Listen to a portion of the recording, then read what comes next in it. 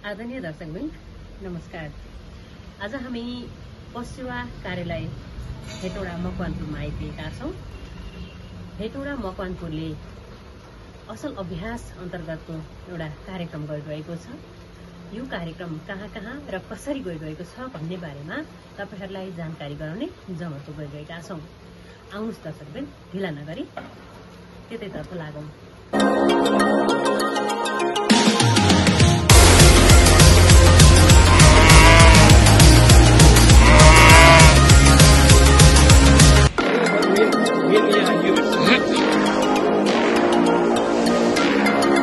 यो सञ्चालन गरेको अहिले 29 वर्षमा लाग्यो। 600 लिटर भन्दा माथि नै बेच्छौँ हामीले दिनको।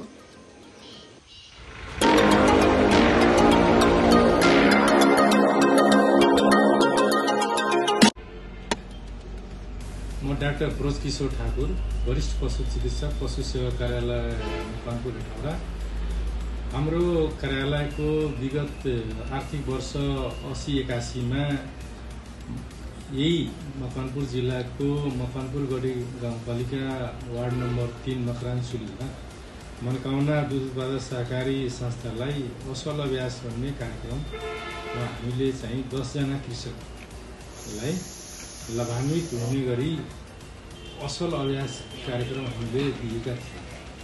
त्यसमा के थियो त भन्दाखेरि एउटा कृषकले चाहिँ 1 लाख रुपैयाँ बराबरको दरले उहाँहरूले काम गर्ने गरी हामीले दिएको थियौँ र उहाँहरूले चाहिँ काम चाहिँ सम्पन्न गर्नु।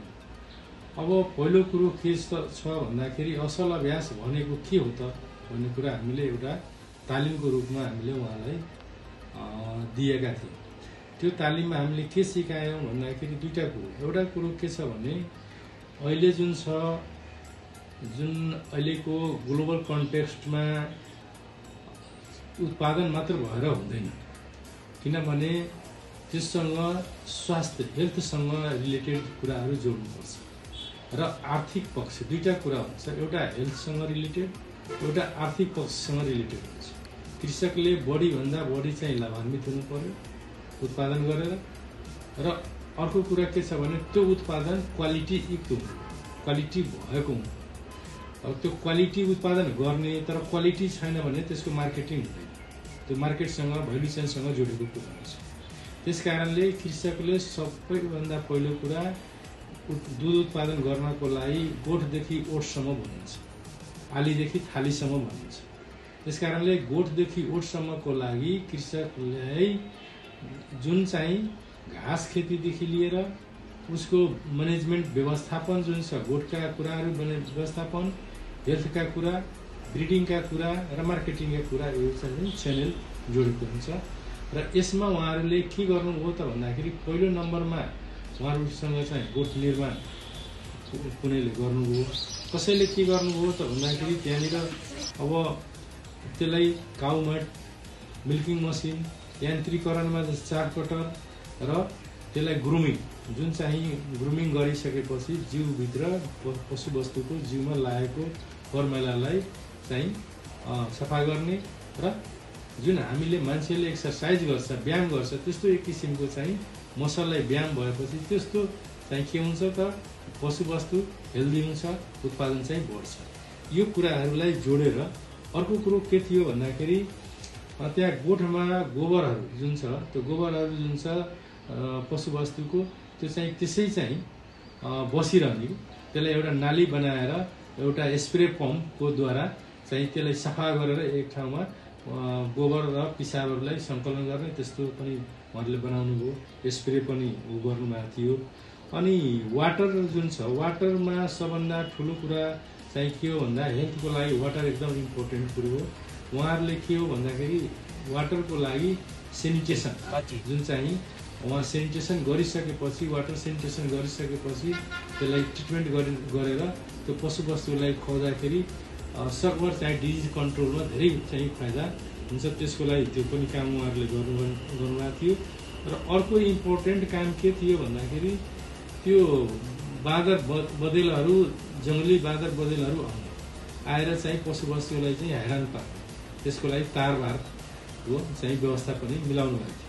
र यो समग्रमा गर्दाखेरि त्यहाँको जुन हाम्रो मकरानचुली वार्ड नम्बर 3 मा जुन कार्यक्रम लागू भयो असल अभ्यासको त्यसले चाहिँ के हो त भन्दाखेरि त्यहाँनिर भएको मिल्क प्रोडक्सन उत्पादनको 10 जना कृषकहरूको वृद्धि भयो र यता क्वालिटी पनि दुध उत्पादन भयो, जसले गर्दाखेरि मार्केटमा पनि उहाँले प्राइस चाहिएको प्राइस पनि पाउनुभयो र उहाँको आय आर्जनमा वृद्धि भयो र रोजगारी पनि सृजना भएको अवस्था रह्यो।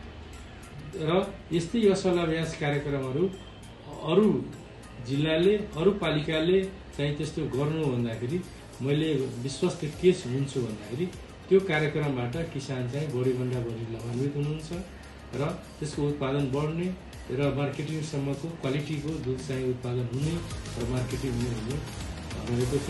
र यसमा चाहिँ पत्रकारजीहरूले पनि यो कार्यक्रमलाई एउटा मिडिया सञ्जालबाट ब्रोडकास्ट गरिदिनु भन्दाखेरि अरू किसानहरूले पनि यसलाई चाहिँ अनुसरण गर्नुहुन्छ र त्यस अनुसारको अगाडि चाहिँ बढ्नुहुन्छ र उहाँहरूको पनि उत्पादकको वृद्धि हुन्छ र आय आर्जनमा चाहिँ लाभदायी हुनुहुन्छ भन्ने विश्वास लिएको छ।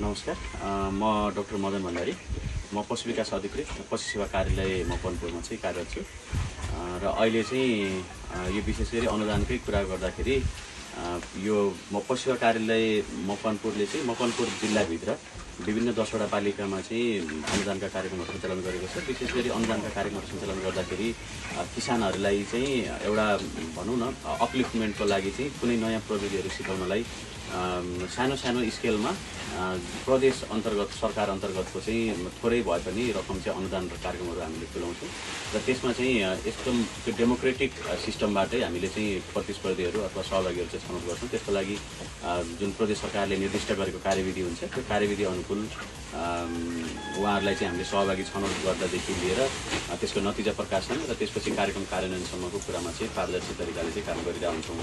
र विशेष गरी अब यहाँ असल अभ्यास कार्यक्रम चाहिँ मकवानपुर गढी गाउँपालिकामा गत अब 80-81 चाहिँ हामीले सञ्चालन गरेका थियौँ र यसमा चाहिँ विभिन्न कृषकहरू मकवानपुर गढी गाउँपालिकाको मनोकामना दुग्ध उत्पादक सहकारी अन्तर्गत रहेर 10 जना कृषकहरू छनौट हुनुभएको थियो। त्यसमा पनि 10 जना मध्ये उहाँहरूले चाहिँ असल अभ्यास कामको लागि चाहिँ उहाँहरूले विभिन्न कार्यक्रमहरू गर्नुभयो। जस्तो असल अभ्यास भन्नाले चाहिँ सङ्घीय कार्यालयले चाहिँ हामीलाई एउटा पशुपालनमा असल अभ्यास भन्ने एउटा मापदण्ड निर्देशिका बनाइदिएको छ।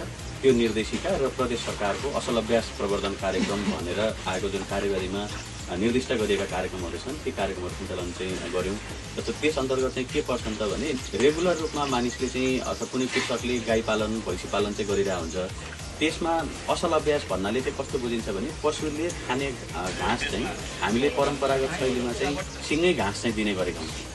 भनेपछि यो असल अभ्यासमा चाहिँ के गर्छौँ भने त्यसलाई घाँसलाई चाहिँ टुक्र्याएर दिँदाखेरि विभिन्न अनुसन्धानहरूले त्यसको घाँसको पाचन शक्ति अथवा पशुले चाहिँ खानलाई त्यसले टुक्राउनलाई लाग्ने समय इनर्जी जति खर्च गर्नुपर्छ त्योहरू कम गर्नुपर्ने लगायत अन्य असल अभ्यासमा 24 घण्टा पानीको व्यवस्था गर्ने, गोबरको उचित व्यवस्थापन गर्ने, गोठ र गोबरको चाहिँ एउटा स्पेसिफिक डिस्टेन्स मेन्टेन गर्ने, त्यसपछि गएर उसले चाहिँ खाने आहाराहरू चाहिँ संरक्षण गर्ने चाहिँ विभिन्न तरिकाहरू अपनाउने, बाहिर जङ्गली वन्यजन्तु अथवा चाहिँ छाडा पशुहरू कुकुरहरू भित्र छिर नदिनको लागि चाहिँ घेराबारा तारजालीहरूको चाहिँ व्यवस्थापन गर्ने लगायत चाहिँ हामीले विभिन्न कार्यहरू चाहिँ यो असल अभ्यास अन्तर्गत चाहिँ गऱ्यौँ। जसमा थुनेलो रोग नियन्त्रणको लागि अथवा पशुहरूमा चाहिँ लेमिनाइटिस भन्छ, यो खुट्टाहरू खोच्याउने समस्या उठ्दा बस्दाखेरि हेभी जनावरलाई चाहिँ समस्या हुने भएको कारणले गर्दाखेरि काउम्याट चाहिँ प्रयोग गर्ने गरी विभिन्न ठाउँमा काउम्याटहरू पनि वितरण गरिएको छ। यसै गरी चाकपट र खरिदका कामहरू रहेका छन्। त्यो भकारोहरू सरसफाइ गर्नको लागि चाहिँ हामीले त्यो वाटर पम्प र मोटर समेत व्यवस्था गर्नको लागि हामीले त्यसमा पनि हामीले सहयोग गरेका छौँ। त्यसले गर्दा त्यो भकारोहरू सफा गर्नलाई चाहिँ त्यो इजी त्यो प्रेसर पम्प जो त्यो बाइक धुने जस्तो पानीको फोर्सवाला पानी हुन्छ त्यसले चाहिँ सरसफाइ गर्ने लगायतका कामहरू चाहिँ असल अभ्यास सञ्चालन भएको छन्। असल अभ्यास सँगसँगै हामीसँग चाहिँ विभिन्न मोडालिटीका कार्यक्रमहरू हुन्छन्। जस्तो बाख्रा प्रवर्धन कार्यक्रम, जीविकोपार्जन मागमा आधारित जीविकोपार्जन सहयोग कार्यक्रम, त्यसै गरी दुग्ध जोन उत्पादन अथवा दुग्ध जोन कार्यक्रम, यसरी चाहिँ विभिन्न कार्यक्रमहरू चाहिँ हामीले बङ्गुर प्रवर्धन कार्यक्रम भनेर चाहिँ कार्यक्रमहरू गरेका छन्। यो अनुदानका कार्यक्रमहरू चाहिँ अब हामीले किसानलाई दिँदै गर्दाखेरि ठ्याक्कै सबै कुरा चाहिँ त्यसले एउटै कार्यक्रमले सबै समेट्छ भन्ने कुरा चाहिँ हुँदैन। तर के भने उसले गरिराखेकै कुरामा वैज्ञानिक कुराबाट वैज्ञानिकहरूले चाहिँ पत्ता लागेको नयाँ कुराहरू जुन चाहिँ उनीहरूले इन्भेन्सन गरेका हुन्छन् त्यसलाई चाहिँ कृषकसम्म पुर्याउनको लागि चाहिँ हामीले थोरै सहायता गर्छौँ, जसले गर्दा उनीहरूलाई नयाँ प्रविधि अपनाउनलाई चाहिँ सहज हुन्छ भन्ने उद्देश्यका साथ प्रदेश सरकारले र हामीले यो पशु सेवा कार्यालय चाहिँ विभिन्न कार्यक्रमहरू गर्दै आइरहेको छ। मकवानपुर जिल्लाभरि चाहिँ हामीले एउटा खालको कार्यक्रमहरू चाहिँ गरिराखेका छौँ। तर पनि कृषि क्षेत्रमा रहेको अलिकति पशुपालन क्षेत्रमा कम बजेट मात्रै रहेको हुँदा उनीहरूले सोचेको अनुरूपमा चाहिँ एउटा लेभलमा नपुगे तापनि हामी जे जति सक्छौँ, जति हामीसँग बजेट विनियोजन भएको छ त्यसमा चाहिँ एकदम काम गर्ने र जेन्युन किसानहरूलाई छनौट गर्ने चाहिँ हामीले उद्देश्य राखेर यो प्रदेश सरकारको जुन लक्ष्य रणनीति छ यो बागमती प्रदेशलाई र ओल नेपाललाई नै हामीले चाहिँ दुध अथवा मासु र पशुपन्छी जन्य पदार्थहरूमा आत्मनिर्भर बनाउनको लागि चाहिँ जे जस्ता उद्देश्यहरू लिएको छ त्यसको लागि चाहिँ हामीले डटेर एकजुट भएर काम गरिरहेको छौँ। नमस्कार, म राजेन्द्र दाहाल, मकवानपुर गढी 3 सङ्गम टोल नवजाति गाई फार्म।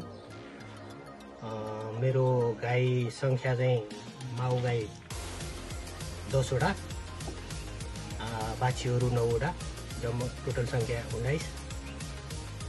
दुध चाहिँ हाम्रो व्यवस्थापन चाहिँ नजिकै मनोकामना दुध उत्पादक सहकारी संस्था लिमिटेड छ, त्यहीँ बिक्री वितरण गर्छौँ। अब विज्ञ केन्द्रबाट चाहिँ गत साल यो असल अभ्यास भन्ने एउटा कार्यक्रमबाट बोट काठ जाली कम्पाउन्ड बोट र मलखात कम्पाउन्ड गरिएको थियो। त्यसबाट चाहिँ राम्रै परिणाम, कुनै सङ्क्रमण रेबिज कुकुर, स्याल, ह्याउरा, बाहिरी जनावरहरूबाट बच्नलाई चाहिँ राम्रो काम गरेको छ यो काठ जालीले। राज्यले चाहिँ वास्तविक किसान नै हो यो भनेर बुझेर चाहिँ उत्पादन भएको वस्तुको बजार ग्यारेन्टी मात्र गरिदियो भने राज्यले अरू किसानलाई बोरामा चामल हाल्नु, दाल तरकारी दिनु पर्दैन। उत्पादन भएको चिज राज्यले खरिद मात्र गरेर गर्ने वातावरण बनाइदियो भने, मिल्क होल्डी जस्ता चिजहरू भएन भने किसान सहज रूपमा बाँच्न सक्छ भन्ने लाग्छ। यो किन्न भयो। नमस्कार, मेरो नाम सुदीप ढुङ्गेल। अहिले हामी गढी गाउँपालिका वडा नम्बर 3 मा रहेको हजुरको पशु तथा कृषि फार्ममा छौँ। यो फार्म हामीले 7 वर्ष अगाडिदेखि सुरुवात गऱ्यौँ। हामीले सुरुमा एउटा दुईटा ल्याउँदै सुरु गरेको हौँ। अहिले हामीसँग 40-50 वटा गाईबस्तुहरू छन्। अनि हाम्रो दुध चाहिँ सबै बजार खुवामा जान्छ। त्यहाँबाट खुवामा अनि बेलुकाको दुध हाम्रो डेरीहरूमा पसलहरूमा पनि गइरहेको छ। अहिले हामीले यही मलको लागि व्यवस्थापन गर्नको लागि मल पेलेर प्राङ्गारिक मल निकाल्न कोसिस गरिरहेको छौँ। जस्तै अब हाम्रो नेपाल सरकारले कृषि प्रधान देश भनिरहेका हुन्छ जहिले पनि, तर कृषि प्रधान देशमा अलिकति नै कृषि छैन। अहिले सबै बाजो बन्दर मात्र छ नेपालमा।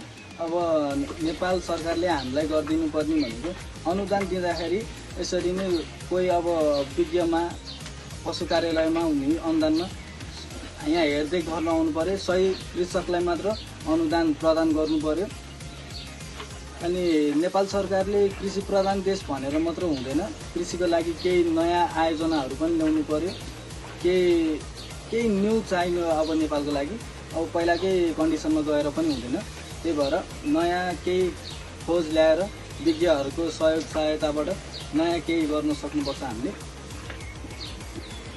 अहिले अब धेरै युवाहरू विदेश गइरहेका छन् केही रकम कमाउनको लागि, र आफ्नो देशमा बसेर पनि हामीले आफूले सोचे भन्दा बढी रकम कमाउन सकिन्छ। बाहिर बसेर नेपालमा यो गर्छु भन्नुभन्दा बरु नेपालमै बसेर केही सानोतिनो काम गर्नु फाइदाजनक हुन्छ। अहिले हाम्रो जस्तै यो फार्ममा भैँसी मात्र, दुना भैँसीहरू मात्र 35 वटा भन्दा बढी छन्। यतिको भैँसी हामीले आफ्नै परिवारले मात्र पालेका छौँ। जस्तै हाम्रो परिवारमा 5 जना हुनुहुन्छ भने 5 जनाले 35 वटा भैँसी पाल्न सकिरहेको छौँ। अहिले जस्तै हामीलाई कुनै आवश्यकतामा स्टाफ पनि चाहिन्छ, तर पनि हामीले अहिले आफूले गरेका छौँ। यतिको गर्दा पनि हाम्रो मन्थली त्यही फाइदा नै हाम्रो 2.5 लाख रुपियाँ जति आम्दानी हामीले गरिराखेका छौँ। 5 जना मिलेर यति गर्न सक्छौँ भने तपाईँहरू पनि आएर नेपालमा आएर के गर्न सक्नुहुन्छ? नमस्कार, मेरो नाम नारायण प्रसाद तिमल्सिना हो। म गढी 3 मा बस्छु। यो काम गर्दै आएको चाहिँ करिब 30 वर्ष भयो। अब 30 वर्षको अन्तरालमा हामीले पशु सेवा कार्यालयमा आफ्नो पनि ध्यान नपुगे हो, जाने कुनै घचघचै आइएन, भनिएन। अनुदान भनेर त्यही 1 लाख रुपियाँ परेको थियो। डेरीले तपाईँहरूलाई नि अब यो हामीलाई उ गरिदिन्छौँ है भनेर मनकामना दुध डेरीले अध्यक्षज्यूले चाहिँ कुरो राख्नु भएको थियो। अनि ल के गर्नुहुन्छ, गर्ने मन छ भने यहाँ आएर उ गर्नुहोस्, सहभागी भएर आफ्नो कुरा राख्नुहोस् भन्नुभएको थियो। त्यो 1 लाख रुपियाँ ल्यायो। अरू हामीले कुनै पनि गरिरहेको छैन। अब आगाउँ चाहिँ गोठ बनाइन्छ भनेर, गोठ बनाउने, यो गोठ सुधार गरौँ, राम्रो गोठ बनाऊँ भनेर हालौँला भन्ने विचार गरिरहेको छ।